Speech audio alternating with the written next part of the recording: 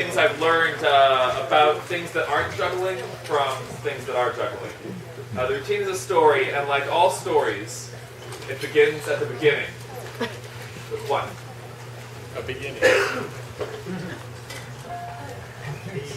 So one is a number, right? It's a number of unity and wholeness and singularity, right? If I say I have one something, everybody knows that I'm not talking about many things, and I'm not talking about zero things, right? It's a number that exists sort of by fiat in that sense.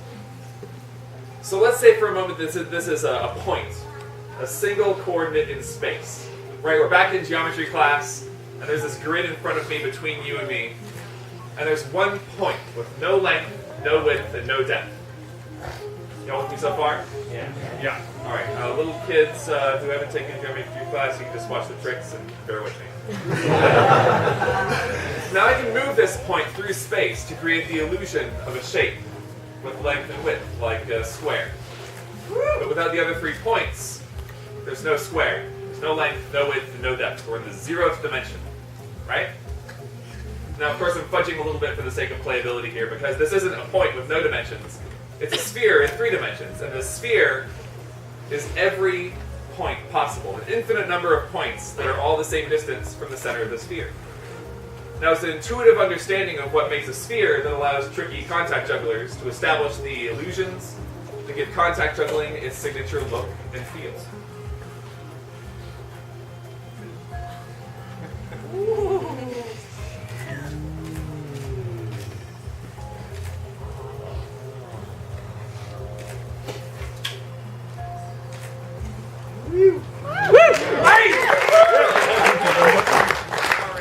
So we take 2 identical zero-dimensional points. 2 identical zero-dimensional points. And we place them parallel in space and connect them. We get a line in the first dimension with length and no width and no depth. We can manipulate this line by moving 1 point, or by moving both points, or we can keep the point stationary and manipulate the manipulator.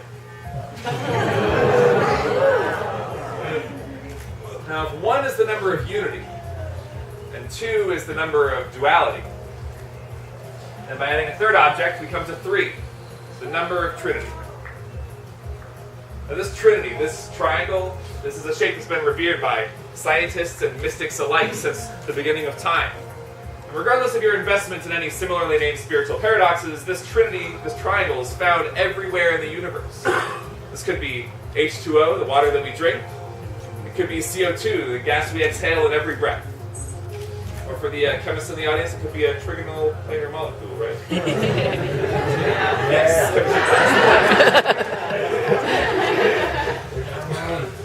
Now, in the same way that we can take 2 identical points in the 0th dimension and place them parallel to each other to get the first dimension length, we can take 2 identical one-dimensional lines and place them parallel to each other in space to create a rectangle with length and width in the 2nd dimension.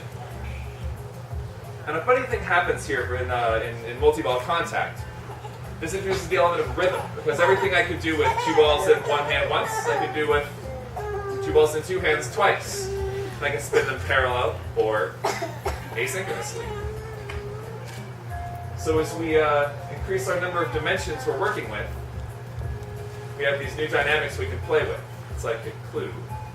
And of course, the whole is greater than some of its parts.